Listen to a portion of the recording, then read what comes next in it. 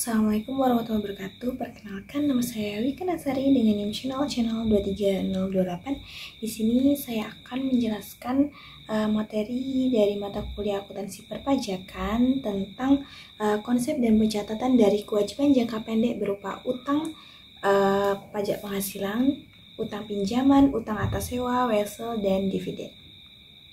Langsung saja. Nah, definisi dari pencatatan kewajiban jangka pendek. Jadi, pencatatan kewajiban jangka pendek itu adalah proses pengakuan dan pelaporan seluruh utang atau tanggungan perusahaan yang harus dilunasi dalam jangka waktu tidak lebih dari 1 tahun atau 1 periode akuntansi. Nah, kewajiban ini tuh dicatat dalam laporan keuangan khususnya pada bagian liabilitas lancar atau current liabilities di neraca, untuk menunjukkan besarnya tanggungan perusahaan terhadap pihak ketiga yang harus diselesaikan. Nah, pencatatan kewajiban jangka pendek itu dilakukan berdasarkan prinsip akrual, di mana kewajiban diakui pada saat timbulnya kewajiban tersebut, bukan pada saat kas benar-benar dikeluarkan.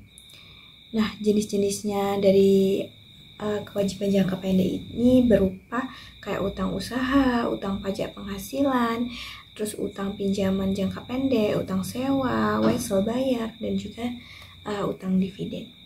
Nah, tujuan dari pencatatan kewajiban jangka pendek ini adalah untuk memastikan bahwa semua kewajiban perusahaan itu tercatat secara lengkap, akurat, dan transparan sehingga dapat menjadi dasar dalam pengambilan keputusan keuangan.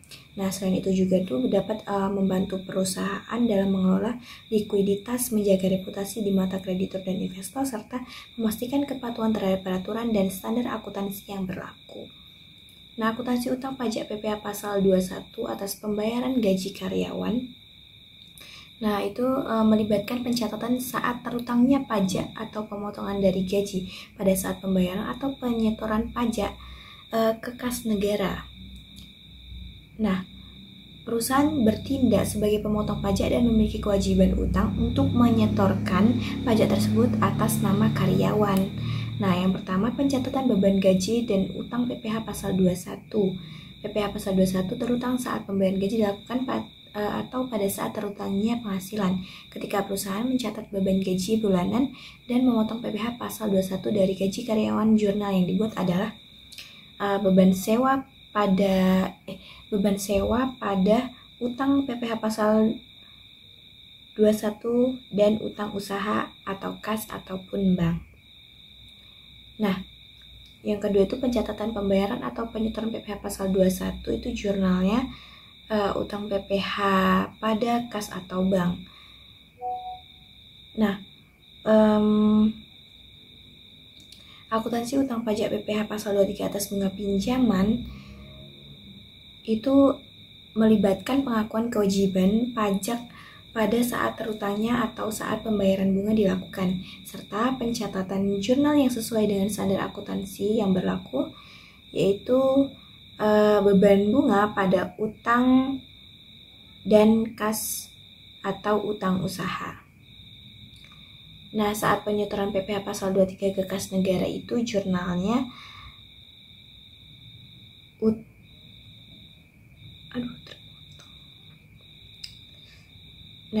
kreditnya itu utang PPh pasal 23 dan juga kas atau utang usaha.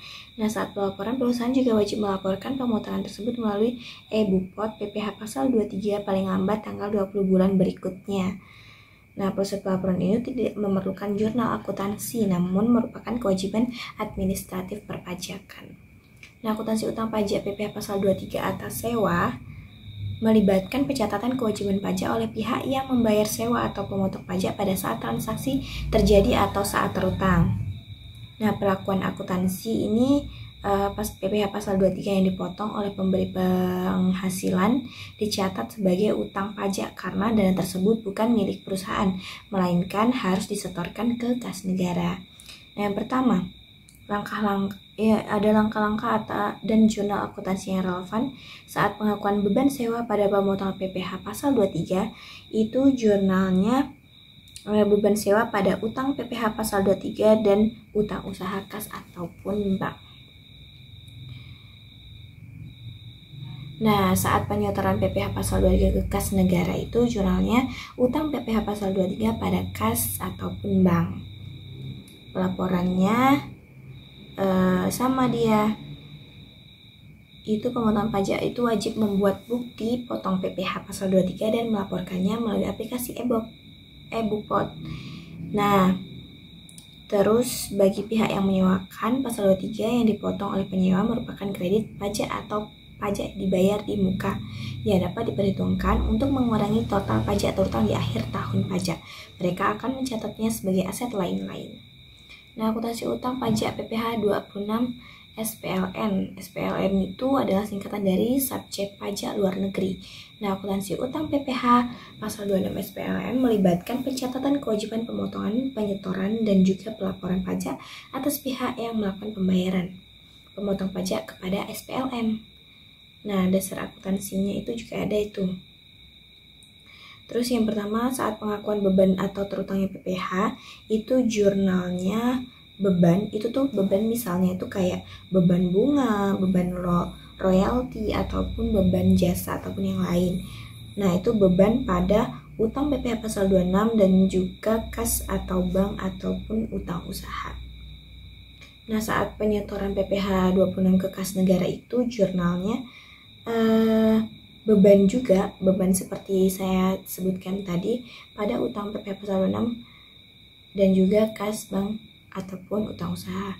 Nah, akuntansi utang pajak atas wesel dan dividen. Akuntansi utang pajak atas wesel dan dividen itu melibatkan pencatatan kewajiban pajak penghasilan yang terutang. Untuk wesel bayar, PPh yang timbul biasanya adalah PPh pasal 23 atas bunga wesel. Dicatat sebagai utang pajak dengan jurnal mendebit akun beban dan mengkredit akun utang. Untuk dividen, perusahaan pemotong PPh 23 ataupun PPh final tergantung pada status penerimaan dividen saat dividen diumumkan atau dibayarkan, dan kewajiban ini dicatat sebagai utang pajak. Nah, akuntansi utang pajak pada dividen itu pemungutan pajaknya saat perusahaan mengumumkan atau akan membayar dividen kepada pemegang saham, perusahaan harus memotong PPh. Besaran dan jenis PPh tergantung status penerimaan dividen. PPh pasal 23 untuk dividen yang dibayarkan ke badan usaha sebesar 15% dan PPh finalnya untuk dividen yang diterima oleh orang pribadi sebesar 10%. Itu saja yang dapat saya sampaikan, kurang lebihnya saya mohon maaf. Saya akhiri. Assalamualaikum warahmatullahi wabarakatuh. See you next. Bye bye.